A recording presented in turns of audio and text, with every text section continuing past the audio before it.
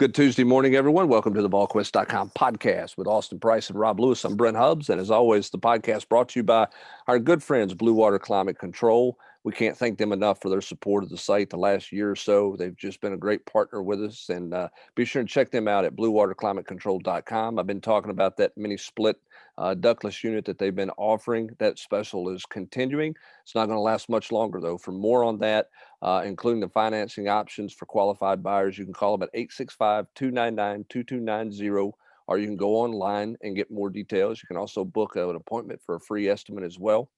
Also, they are partnered with Marshall's Cleaning Service to offer a duct cleaning service as well, which will help alleviate your allergies, sinus issues, and many other things like that, taking excess dust off of your furniture and cleaning out the dust in your house in that duct unit. So you can find out more about that partnership they've got created there to help your unit become a more efficient unit, your home become a more comfortable home to live in. Find them at bluewaterclimatecontrol.com. All right, guys, let's get into this thing here.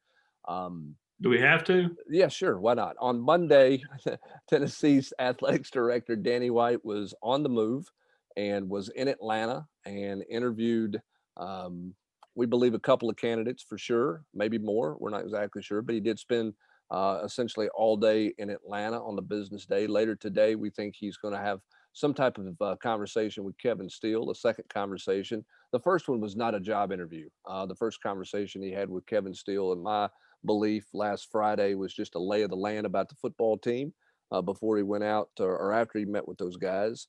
But this is be more of a about Kevin Steele type thing, and where he might fit in this program or might not fit in this program, and if he's a factor for the head coaching job.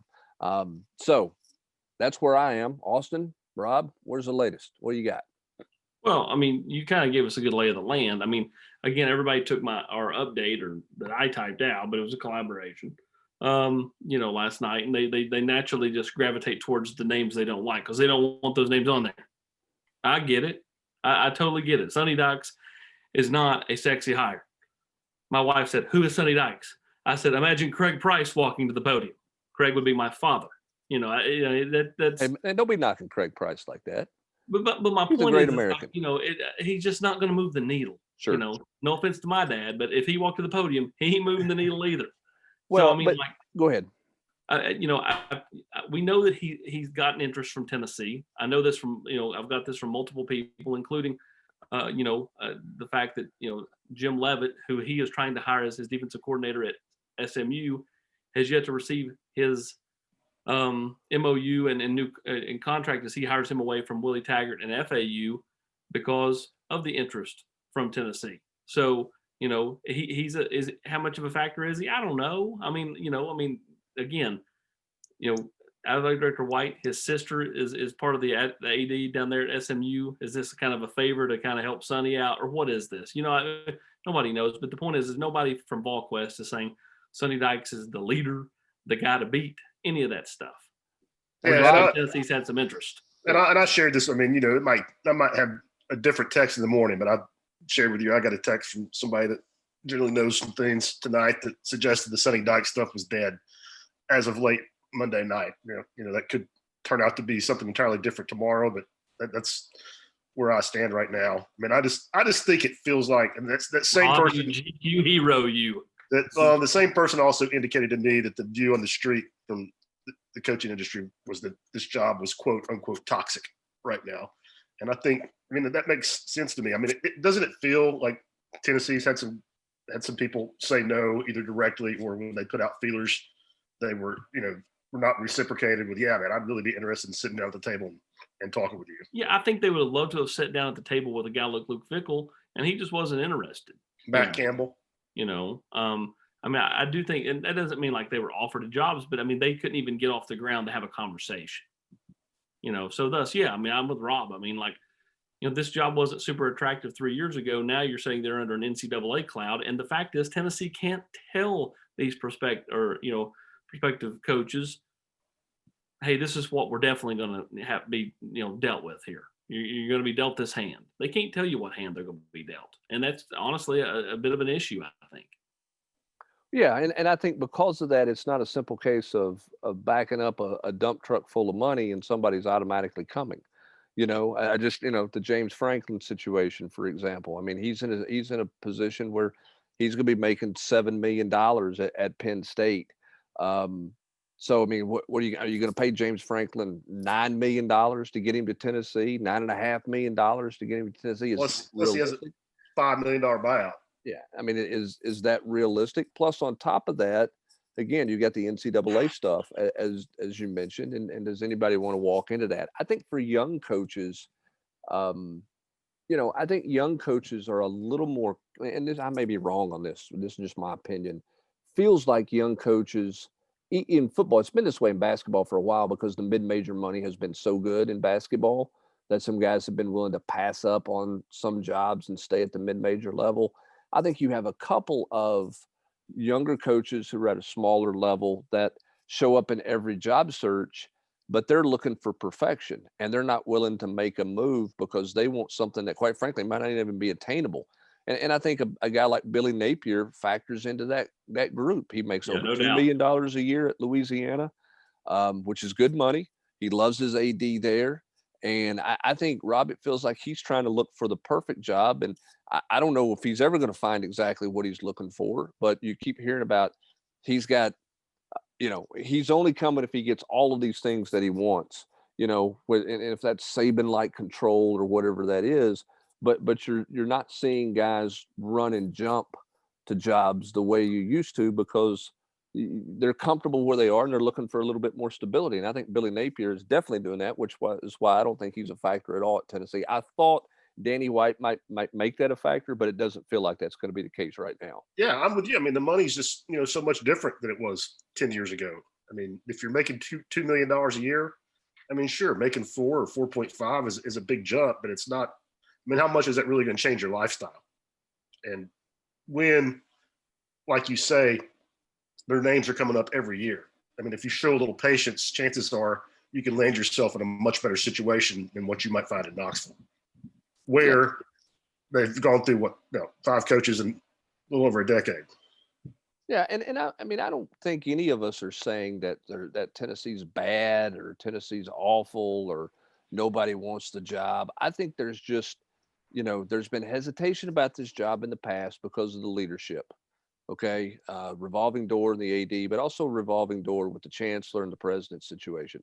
That certainly seems more solid than it's been in a long time. There's still plenty of things that they've all got to fix together. They've got a brand new AD. So from that standpoint, I think the job has some more attractiveness to it than it has had in previous coaching hires. But I think whatever attractiveness that comes from the fact that you've got newly established leaders in those roles that seem to be very pro-athletic, particularly the chancellor and the president, that's negated by the fact you don't know what you're going to get from the NCAA. And Austin, as you mentioned, they just don't have an answer. I mean, They don't. You can't answer it. And if you're sitting there and you're James Franklin or whoever, and do you really go into a place where you don't know? Like, okay, if you're at a place where you're miserable, or if you're at a place that is just far inferior to Tennessee, maybe you do that. But if you're at Penn State, and I know they had a down year this past year, but I mean, let's face it, he's won some games up there in his time. Does that make sense at all to go someplace where you don't know what could happen? I mean, the roster's already being, depleted and pillaged right now. Then you throw in any kind of bowl ban or scholarship reduction. Like, to me, it's not the probation. Like, they could say Tennessee's on 4 years probation. Yeah, whatever. How many year bowl ban do they have?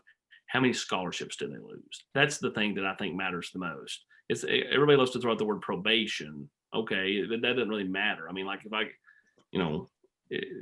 have a a probationary period on anything, like, as long as you keep your nose clean, you're fine. Like, the point is like, I just feel like that most of these coaches are unwilling to, especially if they have a good situation, no matter how much money Tennessee offers, it's going to have to just be somebody that just says, I want to do it. I want that. I want to be able to tackle that. Yeah, and I mean, I think that's what Danny White basically stood up at the press conference on Friday and said. I wanted the opportunity. I wanted the opportunity to fix it. And the question is, who wants that opportunity as a head coach? Does Tony Elliott want that job, Rob, or that would, and I don't, Tennessee's not offered him that job, but would he want it if they offered him that job, to be for Tennessee to be his first time as a head coach? Or does he sit there and go, hey, you know what? We're going to be good again next year. We're going to be on everybody's list next year. I'm not real interested in that. He wasn't interested in Auburn, and he's had a lot of opportunities where he's passed up on because he's been very select. Would he be interested in Tennessee? I mean, I think he has some interest. I don't think there's any doubt about that. If they want to go that direction, is he automatically going to take the job? I don't know. I mean, I think you're going to have to answer some questions for him and give him some, give him some promises that he's looking for. Well, and he works on a staff with a guy in Venables who's, been in that same position and who's, not pursued opportunities because, either, he liked where he was or didn't want to go to a situation where he thought, he wasn't set up to have success. Yeah. And I think whoever they get, I mean, we've mentioned this before, but don't you think they're going to have to go the Matt Rule Baylor route and offer some serious security whether in form of a huge buyout or something like a 7-year contract? Yeah, I mean, I think it's going to have to be a longer contract because you just can't answer that question on what your penalties are going to be. And I think to negate that, you have to look at potentially going a longer number of years on the contract and be able to change things, and help yourself out that way. If you're Tennessee, we'll see if they elect to go that. I think the bottom line for me, Austin, before we get into some roster stuff, is I don't think anybody should sit here and say, well, I listened to the podcast and the Volquest guys are saying nobody will take this job. This is the worst job in America. Nobody's saying that. What I'm saying is there are challenges that Danny White's facing and talking to people. It's not just as simple as throw money at it. Right. It's not that simple. Right. That's the point. You just don't back up the dump truck and that's it. If they fired Jeremy after A&M and there's no sanctions, then I do think it is as simple as back up the dump truck of cash. But the cloud that, of uncertainty is the biggest reason why I think that there's pause, not just from James Franklin, but others. I mean, other guys call around, and I don't know if the Vol fans wanted PJ Fleck, but I mean, you don't think PJ Fleck reached out to Greg Schiano, somebody who's really close with, and said, hey, what do you think about that? And Greg Schiano was like, no. Yeah. Sonny Dykes reaches out to his good friend Dave Dorn. No. Yeah. I'm just saying, like, there's always different layers to every candidate as to why they would not or would look at a job. I threw it out there on the GQ last night, and it's something I've been waiting to kind of throw out there to everybody for a week or two now. Like, I mean, it to me is a head scratching that Jamie Chadwell didn't at least get a call to at least talk, to gauge interest. I mean, he is the AP National Coach of the Year. It's pretty easy sell to the fan base. The guy's from here. Again, part of his personal email has give him 6 in it. He named his kid after Heath Schuler. He's taught his kids Rocky Top. He's like the perfect candidate to me to lead you through these kind of unsettling times if you're going to go a different route, because I think he genuinely would want to be here. And, if he got a little bit of, if he had a few bumps in the road, I don't think he'd look to jet for another job. Like they hire somebody and there's a couple of bumps in the road. Don't you think that person's going to be like, man, I got to get out of here. This ain't for me. And I think it's very possible. Yeah. I mean, and again, we'll see where this thing goes in the coming days. I know Tennessee wants to get it done as quick as they can. How quick does that happen? We'll see. We'll be, today we'll spend the whole day chasing things down, just like we chased an airplane to State College, Pennsylvania, that was not about college football. It was about a corporation and some home building. So going to a plant up there. It was about front pocket wallets. It was certainly not about Tennessee's coaching search. All right, Austin, let's talk a little bit about the roster here. We got Keyshawn Lawrence in the portal, out of the portal, heading to Oklahoma. J.J. Peterson's in the portal. Not a shock there. He wasn't coming back anyway. It doesn't seem like Henry T is going to be a factor at Tennessee. Wanye Morris has gone to Oklahoma. Crouch is not coming back. I don't know where things are with Eric Gray. It doesn't seem like he's coming back either. Are they about to the point where this thing is done until after spring? after the spring semester? Oh, yeah, it feels that way. It really does. I think that ultimately you're going to get to the Wednesday drop ad, and at that point everybody's locked in. Like Keyshawn had went to class, but because you could still drop ad, he was able to, go ahead and drop and head off to Norman, Oklahoma. So, Did that one surprise you? Yes and no. Keyshawn, I mean, again, like this is not a knock on the kid, but again, at some point you have to quit being the 17-year-old recruit and become the 19-year-old who is, becoming understanding that college football is a business.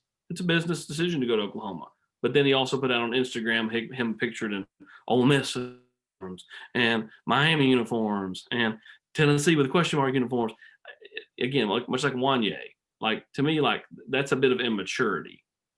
Like at some point you have to get past being the recruit and just be the player.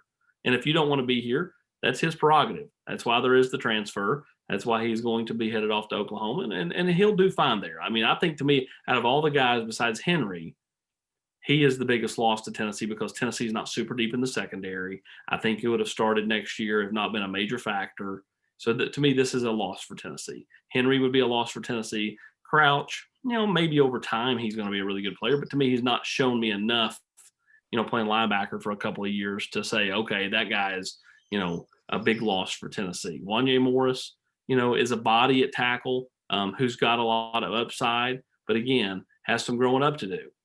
And maybe he'll get to do that in Norman, Oklahoma. Darnell Wright, everybody wondered about Darnell, and here's why I never wavered. Because Darnell woke up Friday morning, or actually Thursday night last week, and got an email from UT saying, you have an outstanding balance. And, if you don't, pay, the remaining balance, your classes will be dropped for spring semester. It was a mistake, but the kid felt like he had lost his scholarship. He got that corrected Friday morning. He was always good. He put this thing out on Monday, more tongue in cheek. Everybody else, I saw a bunch of media guys, they ran with it. And, oh, what a time. He's announcing to the school that he committed to or was playing for. It was more tongue in cheek. You don't understand Darnell's sense of humor. Like all these West Virginia people had wrote, all these blogs and all these sites had wrote and said that he was going to West Virginia. And it was just his way of just messing with them. So, to me, that's good to get him back. He'll go through spring and maybe he evaluates then. I think that was a smart move and would have been the smart move for any of these players is to go through spring and evaluate then. You don't think that Keyshawn Lawrence couldn't have went through spring, decided, okay, hey, it's not for me, and went to Oklahoma in the 1st of May and not started come September? I do. But then you just don't know, who this coach is going to be, how you jive with them. I think it would have been smart for any of these kids to take the long view and not do a rush decision. I'm interested to see where Gray goes. Memphis continues to be brought up to me. Texas, we'll see what happens with Eric Gray. Yeah, I think that was the advice a lot of these guys got was, hey, wait and see, give it a chance. And obviously some guys just elected not to do that, and that's their right and that's their prerogative for sure. It is. I said this on The Nation Sunday night. Jeremy Pruitt will want no credit for this. But I talked to multiple people in the building over there who said that Coach Pruitt really worked hard to tell these kids to stay at Tennessee, go through spring and see who your new coach will be, and then evaluate where you are and not make a knee-jerk reaction. The problem is that some of these kids just didn't listen. They chose to go on and go their separate ways. And Rob, Tennessee's got to find linebacker help. When you talk about losing Crouch, I mean, Peterson wasn't going to be a factor, but talking about losing Crouch and Henry T in your inside linebacker world, you got to find you got to find a middle linebacker in a hurry, just for depth. So you got to get in the transfer portal and make something happen. Which, even more difficult right now. I mean, I guess that's something you're going to have to do, after the spring semester. But yeah, I mean, you can point to a lot of spots on the roster where you got question marks now, but none bigger than that one. Yeah, no doubt. Austin, can they get Mike? Can Mike Jones end up here, and could he end up here this fast, or you think that's unrealistic? No, I think it's realistic. And I mean, it really makes sense if you think about Tony Elliott potentially being Tennessee's head coach because there's a natural tie there. But Tennessee needs help at linebacker. Again, he's from Nashville, and he's very close with the Mays family.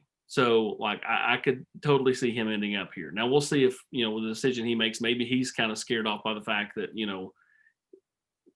Tennessee may not be able to play in bowl games and stuff like that. And he's used to playing in the college football playoff, or at least being a part of a team that would. But I think from a purely football business decision, it makes the most sense because quickest path to the field anywhere he goes is likely right here. And he'd get to play against a lot of good competition. Well, if that's going to happen, it's got to happen today, based on the add drop deadline for getting into classes, unless there's some kind of extra provision and they can make something happen that way. So we'll see. That's certainly a name to keep an eye on. We'll continue to keep an eye on any other potential transfers in or out of Tennessee's program. Tennessee's starting some of their all season stuff in conditioning and looking into getting started with that and figuring out what's going on with that. So we're going to keep a close tab on all of those things. And then obviously the focal point for everybody at this point in time is Danny White and what he can find with the football coaches search and what a coach might look like or who it might be. We'll continue to track that down as well. Tonight, the Tennessee basketball team takes on Mississippi State. Rob Lewis, the Tennessee basketball team, is just flat out struggling right now. I don't know another word to put around it. I know they're not healthy, but they have got to clean some things up in short order if they're going to win tonight against Mississippi State. That is a team that does not look very good on the basketball court right now. No, I mean, it was a brutal week. When you talk about losing by 26 on the road to Florida, coming back home, losing by 9 to a Missouri team that you beat by 20 just, a little over 3 weeks ago. And I don't know what all the issues are right now. I don't think Tennessee's getting great guard play. I think that is affecting, how effective Fulkerson has been. I mean, some of that's on John, I believe, but I think the guards aren't making it easy on him. Certainly not having Springer is an issue, but he's not going to be over 27 points at Florida by himself. I mean, that doesn't explain that meltdown. I do think they really missed him against Missouri. Rebounding is a big problem since in SEC games only, Tennessee's next to last in the league, ahead of only Georgia on the glass. I think that's something we all thought might be a problem in the preseason. It's worked out that way. The turnovers last week, I'm gonna call that one an anomaly. 36 turnovers in 2 games. When Tennessee went to Florida, they were averaging like 9.8 per game. They almost doubled that in those 2 losses. I can see that getting cleaned up. The rebounding, I think that's a concern all year long. And offensively, however, it's just not. It's hard to watch right now. Yeah, it's got no rhythm. It's got no flow to it. So the question I get from everybody is this: was this team just overrated? And this is kind of there's a book on them, and this is sort of who they are. And it's not pretty. They got to fight and claw their way, or this team's just got a little bit of a funk going on right now, or this team lacks leadership, or it's all about injury. What is it from a team that looked like an unbelievably great defensive team in December and to start SEC play to a team that's having a hard time stopping people on getting stops on defense, and offensively, as you mentioned, just hard to watch right now. Yeah, I don't think they were overrated from the preseason when they came in around 12 or 15. Now, by the time they were number 6 last week, I think you got to say now they were overrated.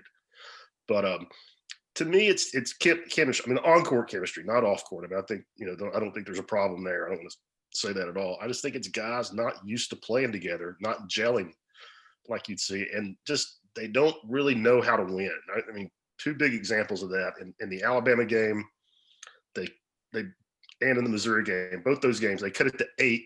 They cut what had been a double-digit lead down to 8 with 6 to 8 minutes left in the game. Plenty of time to string together some stops, make it a 4-point game, a 3-point game, and they couldn't do it both times. In both sequences, they allowed the opposing team to immediately get it back to double digits. The way they've come out of the halftime locker room against Missouri, against Florida, they're down 11 at the half. I mean, that's not insurmountable. You come out, you win those first 4 minutes decisively, you're right back in that game. Didn't come close to making it happen. Against Missouri, you're only down 6 at halftime. Come out, play the first 4 minutes strong. You might tie it up or even take the lead. They don't come close to doing that. I think when you don't have really good veteran guards in college basketball, I think it makes it tough on you. And I think Santiago and Josiah both played a lot of basketball last year, but I still wouldn't call them veterans. And Tennessee has a couple seniors, but they're not the primary ball handlers. And I think it's a big difference when your veterans are in the post as opposed to when your veterans are in the backcourt. I think it's hurting Tennessee right now. I think what's hurting them too is the fact, Rob, that they don't have, their veterans to me are not assertive enough. Like they don't have an alpha in their veteran. Agreed. I mean, they just don't. They just don't. I mean, they need somebody, whether it's freshman or not, to become a veteran and in a hurry as far as when it comes to being an alpha and a leader. I mean, like I really thought, you brought up, a few games ago, like last year and kind of how, the game at Georgia for Fulkerson kind of was the first catalyst that led to that late season run from him. I thought we might see that. We've not. No, have not. And again, I think some of Fulke's problems are a result of not getting a lot of help from the guards. But your seniors have to play like seniors. They've got to lead the way. They've got to show the way. And Eve had a nice game the other night, but Fulke was off. In two of Tennessee's losses to Alabama and Missouri, Fulkerson's had 7 points each of those games. He can't no show in this team. Beat good teams. He didn't have to get 20, but he can't no show. He's got to be a factor. And both those guys, Pons and Fulkerson, really need to be better rebounders. And he's got to stay out. I mean, Fulkerson's got to stay out of foul trouble. He can't go to the bench and sit in the first half for 10, 11 minutes, 12 minutes, or whatever with 2 fouls. And Pons to me is the guy who just needs to score more. I mean, he needs to look to score more besides a jump shot. I mean, I know he made a couple threes and scored pretty well against Missouri. He's got to play in the paint to me and create opportunities at the free throw line, and he's just got to be more assertive. I just think that it just watching them, to me, offensively, it just looks like everything's really, really hard. I know they've turned it over some, but I guess I know they've gotten some open looks, Rob, but they don't get easy stuff. You know what I mean? They just don't seem to be able to have, possessions where they get an easy bucket on any kind of semi-regular basis. It's always Springer was a guy that could give them that. I mean, he was since SEC play had started, he was really showing up as, getting deep into the paint and just, flipping nifty passes to wide open guys for dunks and layups. And Keon can do that a little bit, but I mean, it's not as natural as with Springer. And Vescovi, for all the things he can do well, he's not blowing by anybody and creating a drive, draw, and dish situation. And he's got to stay on his feet. I mean, he can't leave his feet and jump up in the air and not know where he's going to pass the basketball to. I mean, he gets himself so much trouble by leaving his feet so many times, so much. I love the creativity from Vescovi, but no 2 players, and I know the second one, Hubs, is going to agree with me on this. No 2 players on this team drive me more crazy than Vescovi and then Bailey. Like Bailey's inability to finish at the rim the other night, I thought just killed Tennessee's chances of trying to come back. But I mean, he is the most hot, cold player I've seen in a long, long time. When he's on, he's great. When he's off, it's bad. And if he's not hitting shots, he's not bringing a lot to the table. Nope, at all. I mean, there's no reason for him to not be a really good defender with his athleticism, with his quickness, the way he's able to move side to side. I think that's something that's driving the head coach a little bit bonkers. You think Springer plays? Man, I mean, I didn't talk to anybody after practice on Monday, so I don't pretend to know. Rick said he looked better on Sunday night, and I mean, he practiced and he was limited, but he was on the practice floor on Thursday and Friday, and they didn't decide until Saturday afternoon that he wasn't going to play. That makes me think he'll kind of be able to go. And man, I kind of thought that Rick's praise of Vescovi getting through an injury the other day was kind of a little pointed message to his freshmen. Yeah, I thought it was interesting too. He mentioned that on Volquest Monday night too about he mentioned it in his Monday press conference as well. About how Vescovi probably didn't need to play, but he wanted to do whatever he could to help and kind of gutted it out and that type of thing. So we'll see what this team looks like against a Mississippi State team that's big in the post, Rob. They block some shots, pretty good in the backcourt after just getting taken to the woodshed by the Missouri backcourt. This is no easy challenge for Tennessee. Big size. I mean, Mississippi, I just mentioned earlier, Tennessee's next to last in rebounding in SEC play. Mississippi State's first. That's going to be something to watch. They're 6'10", 6'11" on the front line. And the backcourt, I probably need to look it up, but I think they may have the highest scoring backcourt duo in the league. was Stewart and I can't remember the kid's Molina, Iverson Molina. Stewart's averaging 18, Molina's averaging 17, and as you mentioned, Tennessee just had its hands full with a couple of good guards on Saturday. So we'll see how the Volunteers handle themselves on the hardwood. We'll see where Tennessee's at on the in the airways, looking for a football coach. We'll continue to track all that and talk to you about it on the General's Quarters. That's going to do it for this edition of the Blue Water Climate Control Volquest.com podcast. For Austin Price and Rob Lewis, I'm Brent Hubbs. Thanks for joining us. Have a great rest of your Tuesday, everybody.